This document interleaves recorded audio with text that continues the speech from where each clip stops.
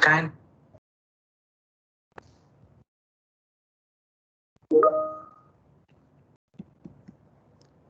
Dr. Vidhan, I'll just introduce you, then I will request you to share your presentation.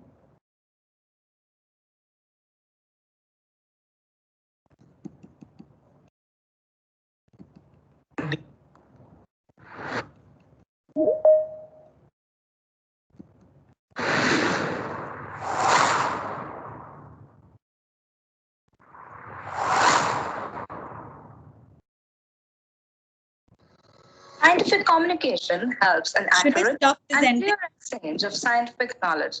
Therefore, this scientific communication workshop aims at informing the participants about scientific methodology and polishing their communication skills. Let us welcome our guest speaker, Dr. Vinita Shah, who will be joining us at the workshop. Dr. Vinita Shah holds a PhD degree in molecular biology from Oklahoma State University, USA. She's a research scientist at Interdisciplinary Program in Education Technology, IIT Bombay.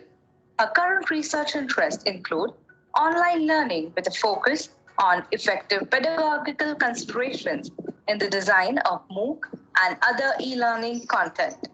With a passion for writing, she has been involved in authoring journal papers, book chapters, blogs, and articles toward disseminating the research work. She's currently made a debut as book author with ET at 10, which is based on the decade-long journey of the Interdisciplinary Program of Education Technology in IIT Bombay. She has been the recipient of Augmented Writing Skills for Articulating Research Award for the year 2020, presented by DST Government of India. We are really excited to have with us Dr. Vinita Shah. All right, so let me welcome Dr. Vinita Shah for this workshop. She brings both very sound scientific knowledge, scientific background, as well as now in the education technologies. So she's, I think, very well suited to give you all of your tips that how to present your scientific data into good writing. So we are going to now shift the gear from the making good presentation and effective presentations. Since morning we've been talking about that. Now let's switch and discuss about how to write well and how to present your scientific result into good writing. So let me welcome Dr. Vinita Shah, and she will now take over the next session. Thank you, Dr. Sanjeeva, for the kind introduction.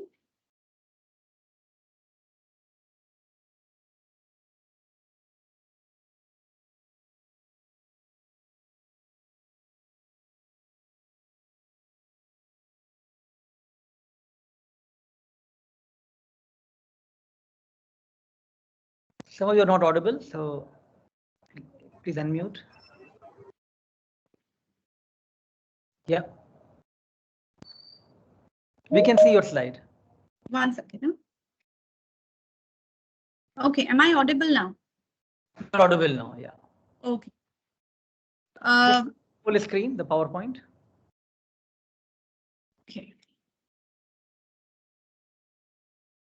Is it good? All set, yep. Okay, thank you. So, good afternoon, everyone. You have been listening to so many insightful talks today from speakers in this workshop on scientific methods, data presentation, visualization, and continuing with the workshop, what I'm going to talk about today is what leads to an effective research paper from the perspective of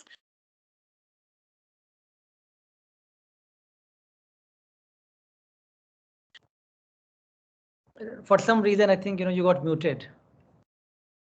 So, yeah, please unmute.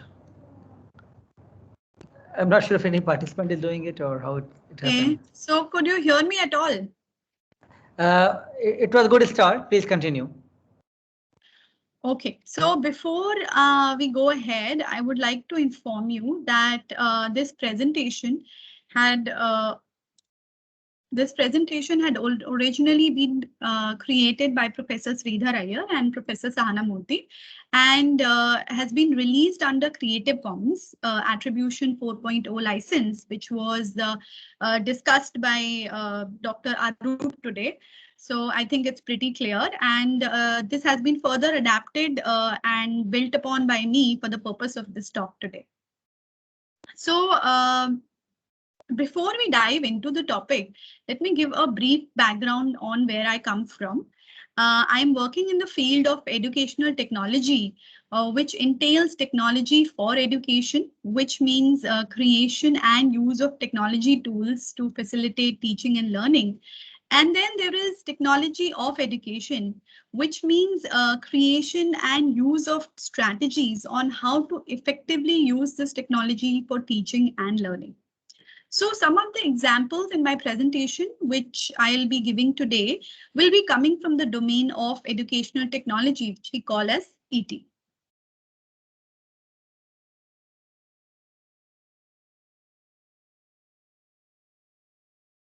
So now we all know that effective research writing is a skill that is grounded in the cognitive domain. And we also understand that research writing intends dissemination of knowledge, communication of our work with scientific community, and to contribute to advancement of knowledge. So this writing entails a lot of learning, comprehension, application, synthesis of new knowledge that we have derived from our experimental studies.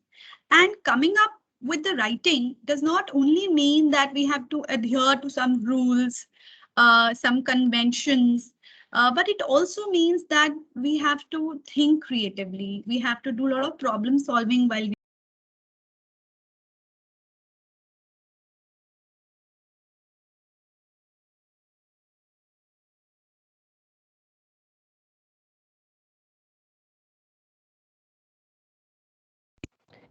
Hi, Vinita. Sorry, I think you are muted again for some reason. Yeah. I'm not sure why it's happening. I think we are checking from our end as well. Please continue. Okay.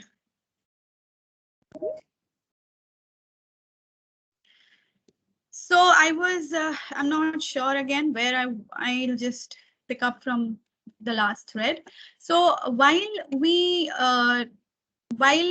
do, a lot of creative writing, problem solving, reflecting, and revision during this synthesis of knowledge that we do, we of course sometimes it seems like a very difficult, arduous task of placing thoughts on the paper while we are doing this research writing. So the question is that what leads to an effective research paper? Now, literature suggests problems experienced by students in writing effectively are in part due to difficulties that they face in planning and in revision of their work. Sometimes planning and conducting of studies also needs some kind of thought that comes in the way of reporting these studies. So coming up with a strong research paper requires effective planning and conducting of systematic studies, which should be followed by reporting of these results. Now, what qualifies for a research paper? That is something we should start with. That's a big question, that what is it that you say that, okay, this is an idea for me to go ahead and write a research paper. So for that, what we'll do is I'll give you certain scenarios and let's read the next few examples and you can answer to me if these ideas that I present to you in the next few slides qualify for an effective research paper. And you can tell me on the chat box if you think that this strategy is good enough for you to go ahead and say that, yes, this idea is good enough for me to start writing a paper. All right. So let's start with the first example. A teacher claims that in the world of online learning today, PowerPoint presentation and blackboard or whiteboard should both be equally utilized for an effective lecture delivery of waveforms and curves. Okay, so now usage of both these methods will make the lecture clear to students, and the teacher designs some studies and supports its claims and synthesizes results in a form of a research paper and submits it to a journal. Now, what do you think? Is this idea good enough to go ahead for an effective research paper? You can write yes or no in the chat box.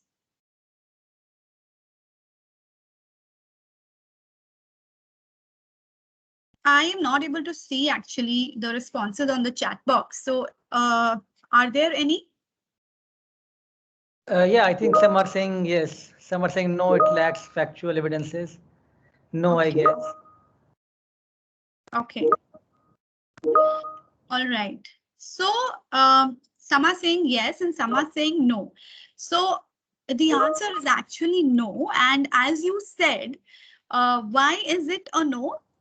As you rightly point out, that compilation of just, these are facts, obvious, known facts, known solutions is not a research paper. Even though the idea may have value as an effective teaching strategy, you need to have novelty. Novelty is important. The teacher may have tried effective solutions to improve teaching, but not all of that can be converted to a research study, especially if the solution is not novel. We all know that, PowerPoint presentations are effective. We all know whiteboard, chalkboard is going to, give better results. So these are all established facts that we are aware of. So what is lacking here in this example is that novelty of work. So here the idea of using PowerPoint or whiteboard is not something that can be considered as a novel approach. Let's look at this next example. In my paper, I explain the importance of protein sequencing, its practical applications, and its usefulness and linkage to industry. I make some claims regarding the use of sequencing in a modified approach. However, I do not show evidence to support those claims in my paper, which I think are a bit to show in a separate paper. I don't want to show the evidence that it has worked in this paper. So is this good enough for a research paper? You can again write yes or no.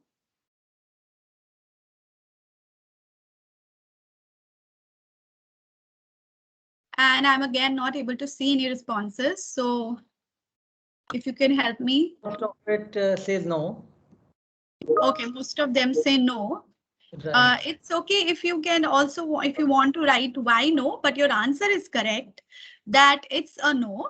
As mentioning, there are no facts or no evidences there. So. Absolutely. Evidence is the word here.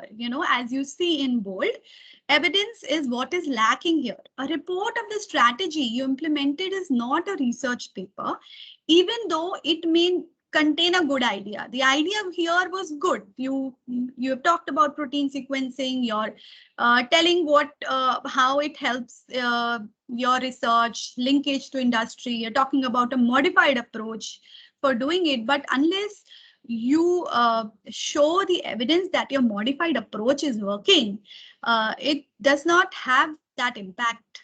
So to be considered as an acceptable research paper, you need to show details that why your strategy is unique. You need to provide qualitative and quantitative data to establish the evidence for the same. So the evidence to your claims become very important. And moving on now to the last example here. So the example here is to teach online. What I did, I prepared interactive multimedia content and animated videos using Moodle LMS. The students access the content, which should make the sessions interactive for them. The students should be more engaged That is what I think. The students should be more engaged in content through animated videos. And also the concept should be easily understandable by students. So I went ahead and created this interactive content and listed the possible impacts of this interactive content in my paper. Is this a good enough work for my paper that I submit to a journal? Please go ahead and write yes or no. And what do you think? Why is it not? Or why it is? Answer started coming. Yes, at some point. Yes. Okay. One no so far, but most of them are saying yes. Okay. So can you also, people who are writing yes, can you say that what do you think? Why is it good enough? Creating interactive content and then listing the impacts of it. How do you think is good enough, but not going far? One student is saying it has a lot of doubts, so no. Okay. Anybody has any basis of saying yes? Please point that out. Clear picture of whatever is going to happen in the session. Okay, so it is for me, I have no, but I understand where you're coming from.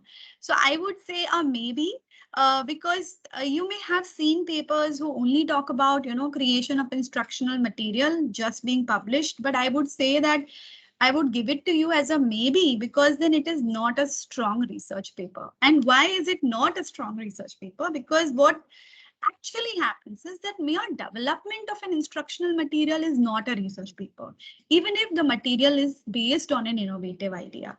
Okay, so for me, you have to show impact. You have to show that if you have created instructional material that is based on an innovative idea, how the material has resulted in the improvement of student learning or engagement.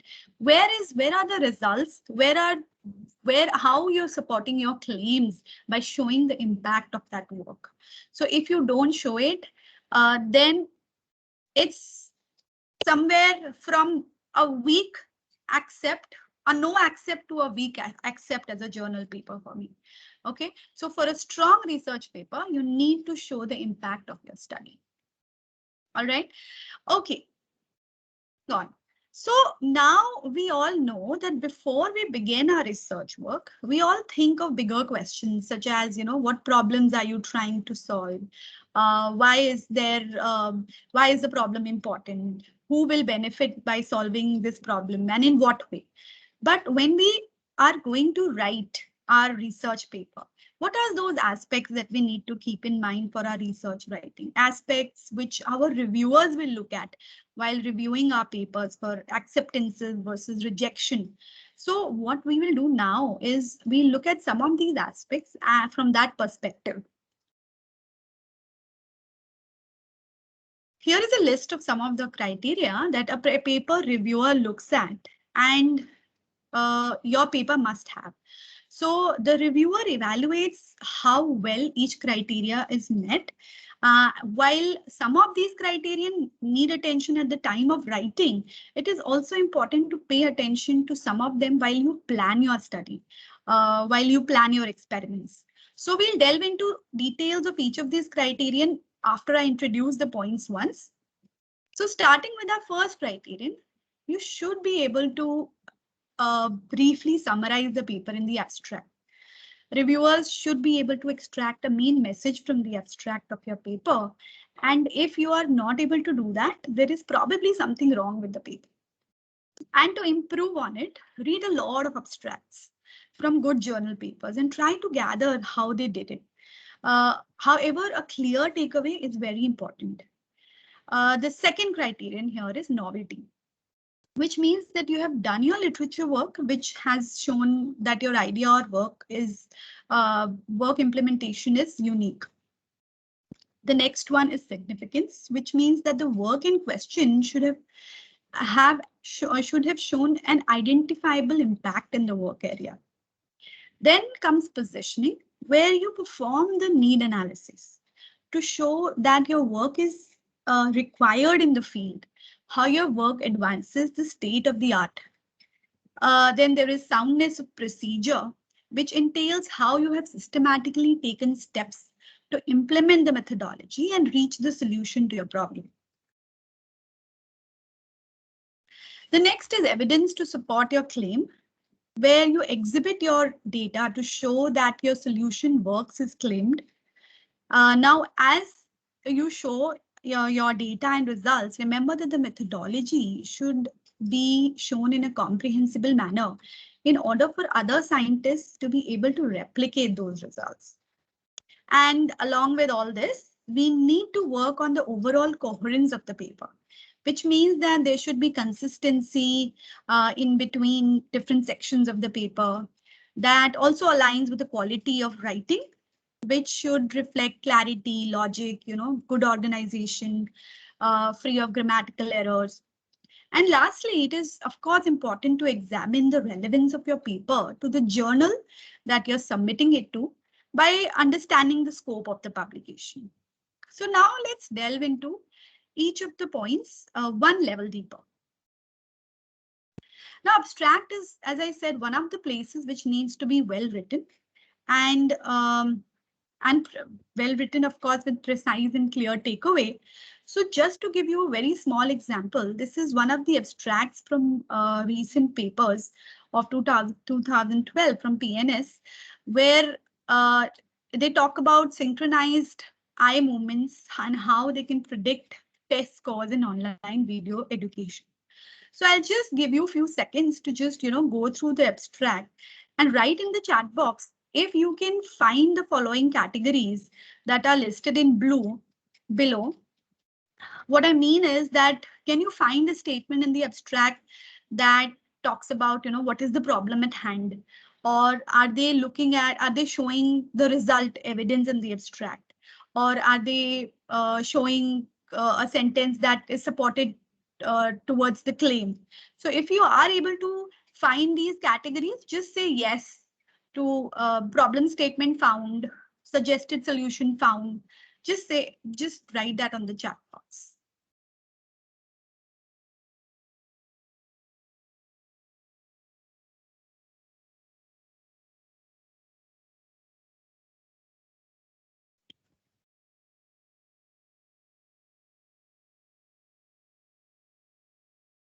All right, so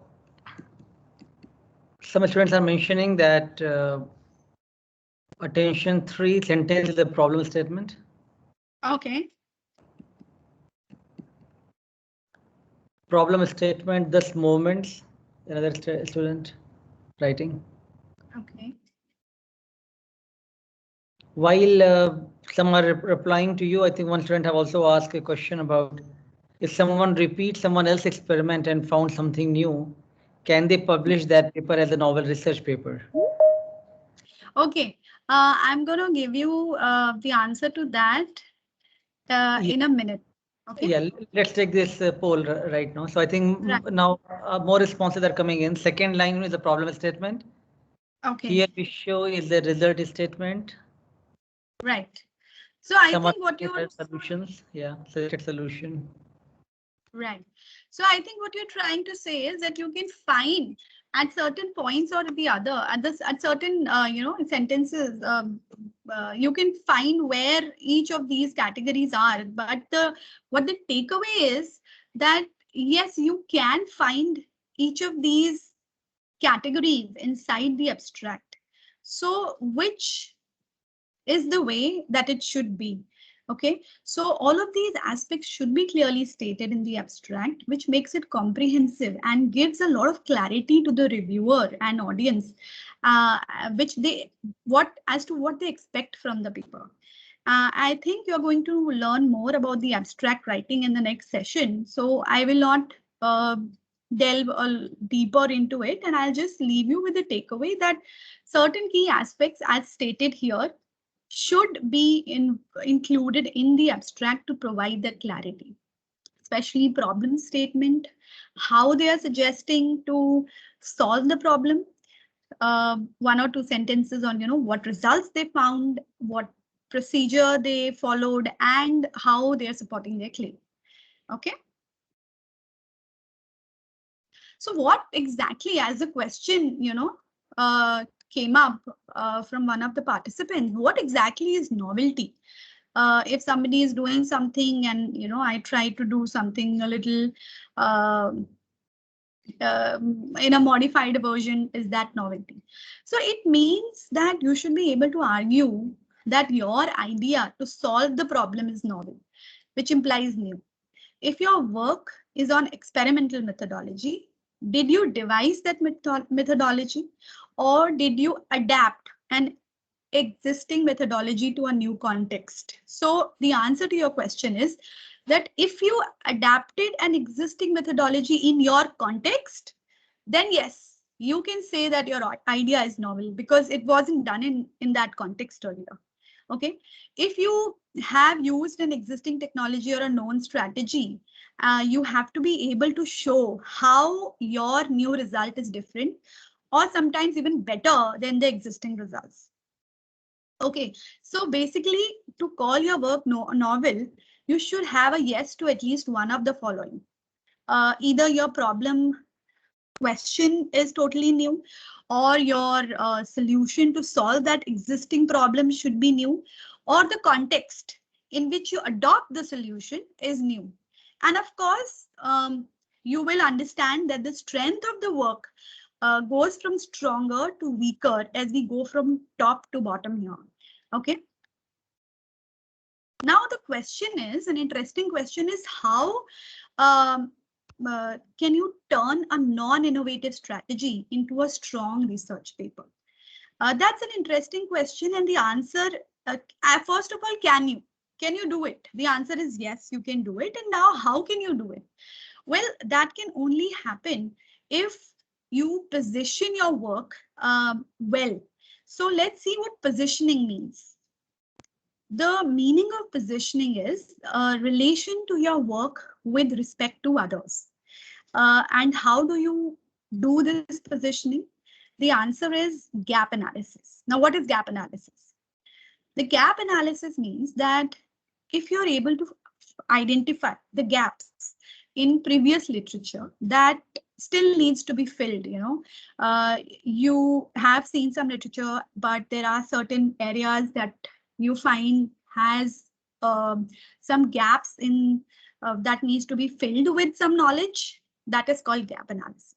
So so if you've gone through previous literature that still needs to be filled, you will have established that there is a need for your research.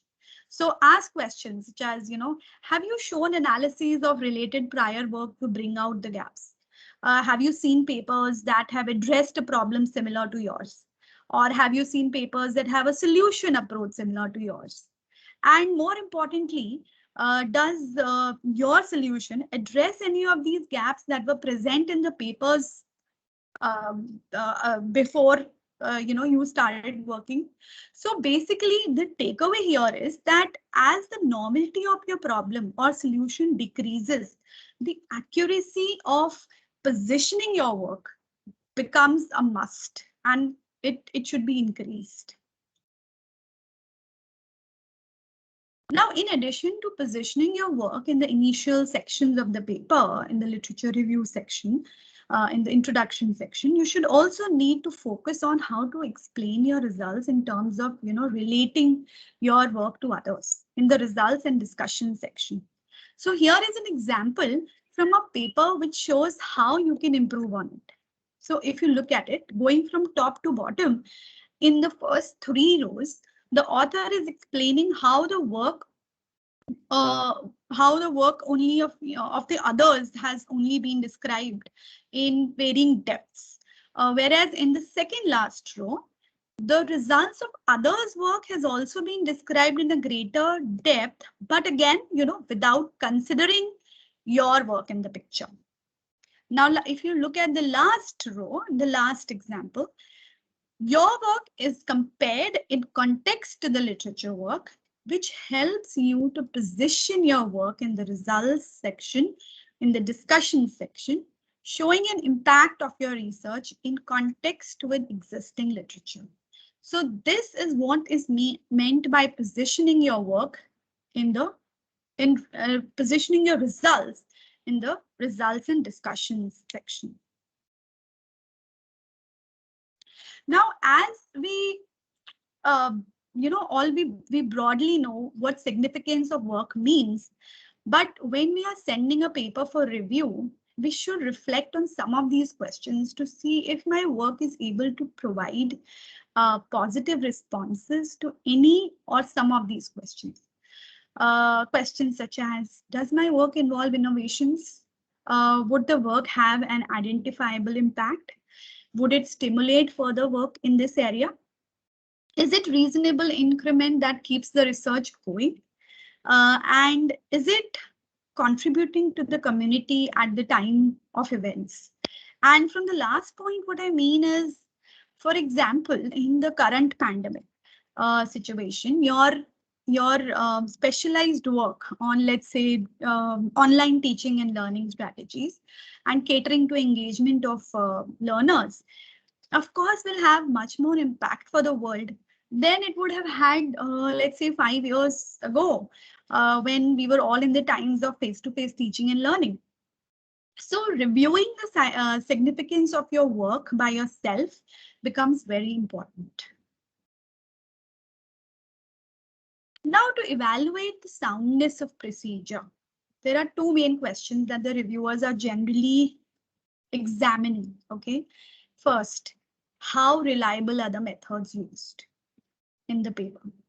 And second, are these methods adequate to support the results and conclusions being shown? So now to explain that, let's extend on our same example of study in an online learning technique and consider this scenario.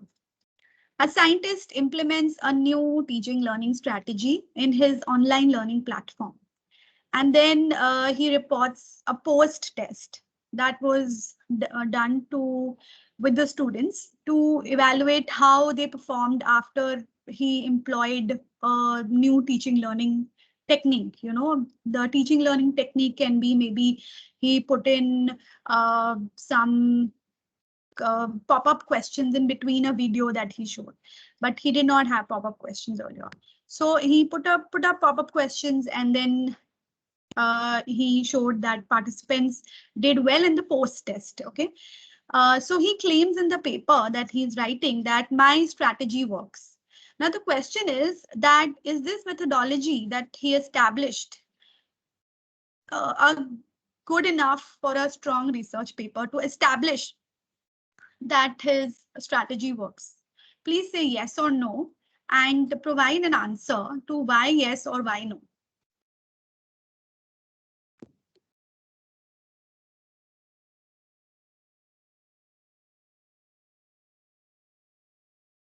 Do we have some answers?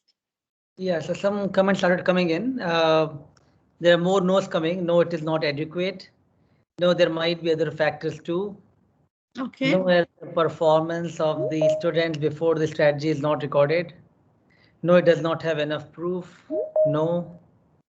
So more no's. Exactly. So you're absolutely right. As you said, the answer is no. And because you need to provide evidence that you have implemented, all the steps that are required to look at the solution carefully. And you have conducted a systematic study to establish that your solution works for the reason it works. So the problem here is that the scientist only conducted a single post test as his research design, which is not enough for such a claim to be made. So the reviewer's decision will be a rejection based on poor methodology. And of course, as you said, there may be other factors. There could be many reasons as to why the single post test only research design is not sound. The outcome could have occurred due to a reason other than the treatment. There is no comparison to a group that did not receive the treatment as a control group. The outcome could have existed even before the treatment occurred, and there is no control of other possible influences on the outcome. So as researchers, we need to look at these variables and design and report our methodology accordingly. And as shown here through this simple example, through two-group post-test design, that is treatment versus control, and single group pre-post design to compare the performance of the same group before and after the treatment, we do have solutions to these problems, which should have been handled at the experimental stages itself, on how we could, we should conduct systematic report these experiments and report these results in order to make appropriate measurements and claim that our strategy or approach worked for the target audience or users, right? So we need to specify as well as critically evaluate all aspects of our research design procedure in the paper, which includes sample size, measurements, the instruments we used, treatment procedure, data analysis techniques. And some of the questions that you should continuously be asking while writing your methodology section are, what is my sample size? Is it suitable for the problem at hand? If you plan to do a control study, involving 2 or more groups, how is the equivalence between these groups established? How can you justify that the measurements used are suitable for the problem? How can you establish that they are valid and reliable? And which data analysis technique have you chosen? Have you explained it? Have you justified it? What about your statistical tests? Have you compared your solution with similar existing solutions in literature? So these are some of the questions that will help you keep in check when you are writing the methodology section. Closely connected to the soundness of procedure is the aspect of work replication. You should provide all necessary details in your paper in order for an experienced scientist in the field to be able to replicate methodology from the paper as well as references that are provided in the paper. Of course, sometimes, due to lack of limited word length of the paper, you're not able to describe the whole methodology, but you cite other papers to describe the protocol, which is absolutely fine as long as it covers sufficient details about the setup, the sequence of events, the duration of interventions and activities, etc. And this is important because, sometimes you may not realize it, but it is unethical to publish something that can't be reproduced. And although most of the times it's a genuine mistake from the author's side, if incomplete information is provided, but sometimes it has also been considered and proven to be a part of plagiarism. So we need to be extremely careful to generate our reports which address this aspect in the right manner. So now plagiarism itself, is a very big area of consideration in research writing. And here it's out of scope for us to discuss it in our presentation today. But it is definitely something that you should keep in consideration while you're writing papers. Now, showing the evidence to support your claim means that you provide effective details of analyses and evaluation such that your claim is believable to reviewers, to other people looking at your papers. And one important thing to keep in mind is that whatever data you gather should be in sync with the goal of your study, and you should be able to answer the following questions. That did you establish that your results are statistically valid? And how well do your results support your claim? Does your solution, for example, solution exhibit all the features which were required to solve the problem? Is each of your claim being substantiated by your data and analysis? So did you show that the effectiveness of your solution is working in an actual deployment scenario as you claimed in the beginning of your paper? So if you keep these questions in mind, it is likely that you will be able to support your claims in a stronger manner. Now, coherence is something that we all understand, but we sometimes, lack to exhibit it in our writing. We need to make a robust effort in our research writing to show an alignment in what we call as our problem statement, what needs to be solved, our solution approach, and especially between our results and our claims. Many a times we see in manuscripts that come in for reviews that there is a strong misalignment between these, like especially between the results that they are stating and the claims. There is a gap. So we can address these issues by asking ourselves some of these questions like, is my treatment solution approach appropriate for my research goals or questions that I had? Because we wrote our research goals and questions, sometime long back. And by the time we reach our results and claims sections, we are somewhere misaligned. Is my solution approach appropriate to establish the validity of my results? Are your results in alignment with your claims? And if you constantly look at the alignment between each of these aspects, maintaining the overall coherence of the paper will not be difficult, and which will also be appreciated by the reviewers. Quality of writing. To keep good quality of writing, we need to work on our language skills, clarity of work, logic, flow, and organization of the paper. And some of these questions that that are written here will help us keep a check on each of these. Is the language used in the paper grammatically correct? Is my paper easy to follow? Does it have a good flow of logic argumentation? Is the paper well organized in terms of the journal guidelines that are provided? Every journal provides guide to authors, and we should organize our sections accordingly. So talking about the journal guidelines, it is also very important to consider the relevance of our paper to the journal paper where it is to be submitted, because submitting a manuscript to unsuitable journals is a common mistake and can cause journal editors to reject the manuscript before even peer review happens. So you can ensure that you're submitting to the right journal by making a list of available journals in your subject area and surveying the type of articles published in them, making sure that the aims and scopes of the journal match that of your study, and finally checking for the type of articles published by the journal and submitting it to the right vertical. Now, since we have gone through so many of these aspects, let me show you two reports that briefly go through which have briefly gone through some of the papers and done reviews on paper rejections. What are the reasons, and accordingly how to with them. So here is one of the reports from 2018.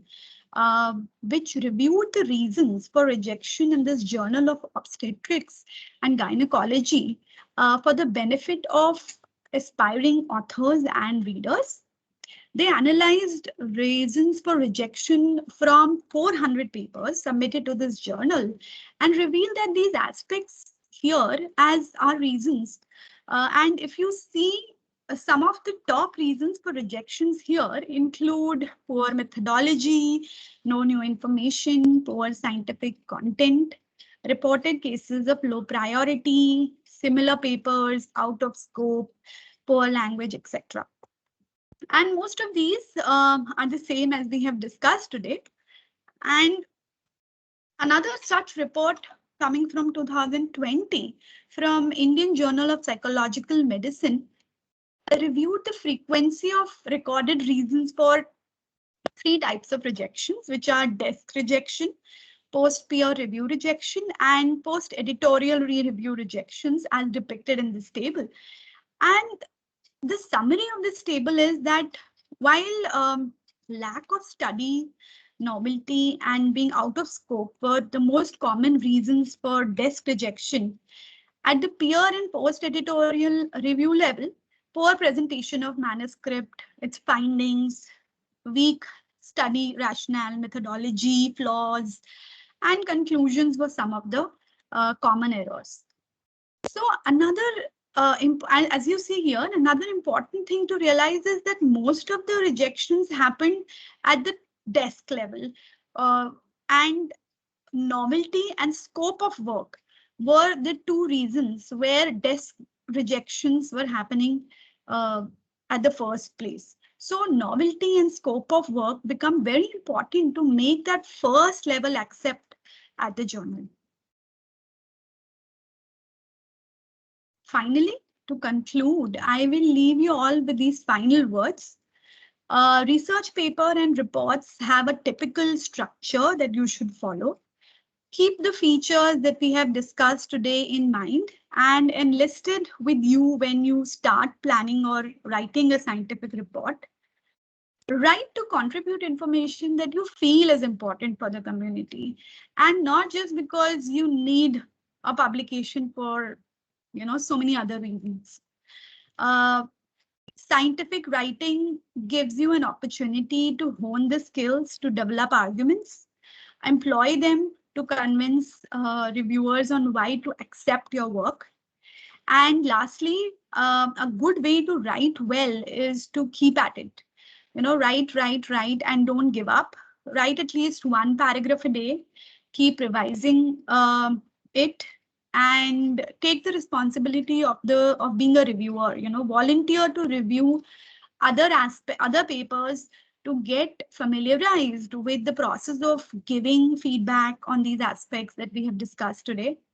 And finally, work with an associate, work with a mentor, give feedback, reviews from, get feedback and reviews from others on your writing, which will help you learn more on your mistakes.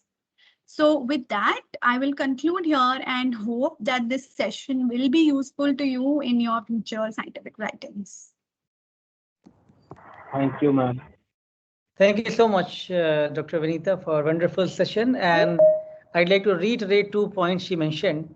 I think reading more papers from others as well as reviewing those whenever you get an opportunity. Those are actually sometimes voluntary activity, but that really adds up a lot of new experience to do something good. So whenever you get an opportunity, please do volunteer for reading and correcting and reviewing. Peer review process is very important, and that actually also teaches you a lot, right? Whenever I read paper as an editor or as a reviewer, not only I review somebody else's work, but I learn a lot from those reading as well. So that's a very important activity. Second thing is the continuous practice of writing is very important. Please make as a way of your life and routine that every day, maybe half an hour to 1 hour, whatever time you can devote. And that could be in form of any type of writing, sometimes just simply writing for a magazine or newsletter or a blog writing, or sometimes writing for a scientific report or your manuscripts or report. Any of those are good, but make a continuous practice. It cannot happen that you will write a paper in just 5 days time. It will evolve only over the time when you have practiced it very well, right? So thanks a lot, Vinita, for very nice details. Some of those could have been quite overwhelming for many participants who are just starting their scientific journey. Some of them could have really benefited a lot because they are already into the writing papers. But I think we really want to convey all of you that taking your scientific projects, your scientific discoveries forward and showing its novelty and taking till publication, a lot of roadblocks are there, and how you can overcome those. What are the crucial steps involved in overcoming those? And I think sooner you can learn those, I think you can be very well productive for as a grad student and towards your scientific journey. So these 2 sessions, one from Dr. Vinita Shah, and next is going to happen from Dr. Devjani Paul. Both are going to emphasize all the participants the need to practice and need to pay attention to the writing, which is really an important thing. That you can do a lot of work, but without good writing, you can't be productive. I think you have to learn to write. Otherwise, you can only be somebody at mercy, who's writing your paper, or somebody's taking your work forward, but you can't be in the commanding position to show that you are productive and lead author of a given work. All right. Thanks so much, Vinita, for a very